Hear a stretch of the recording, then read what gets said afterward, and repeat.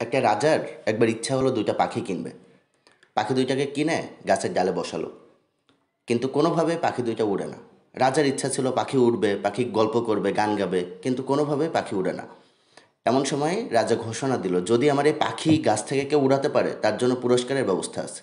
আশেপাশে অনেক লোক ছিল যারা পাখিটা উড়ানোর চেষ্টা করে, কিন্তু কোনোভাবেই পাখি ডাল থেকে ওড়ে না। এমন সময় রাজা ঘোষণা দিল, যদি আমার এই পাখিকে উড়াতে পারে তার জন্য বিশেষ পুরস্কার থাকবে। তো একটা লোক আসলো। লোক এসে অনেকভাবে পাখিটা উড়ানোর চেষ্টা করলো, কোনোভাবেই সে পাখিটা উড়াতে পারলো না। বারবার ব্যর্থ হওয়ার পর লোকটা কিছুক্ষণ চিন্তা করলো।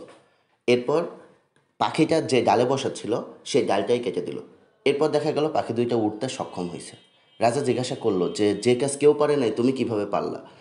তো সে রাজাকে বলল, পাখি দুইটার কমফোর্ট জোন ছিল এই ডাল দুইটা।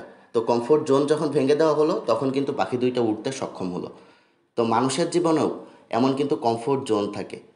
যেমন আমাদের ক্যামেরাম্যানেরও কমফোর্ট জোন হচ্ছে ইনডোরে শ্যুট করা, কিন্তু যদি আউটডোরে সে শ্যুট করে তাহলে সে সফল হবে। মানে মানুষের কমফোর্ট জোনটা আগে বুঝতে হবে। তুমিও তোমার কমফোর্ট জোনটা খুঁজে বের করবে।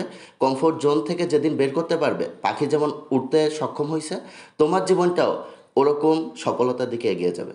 তো মানুষের আসলে কমফোর্ট জোনরে পরিত্যাগ করা উচিত।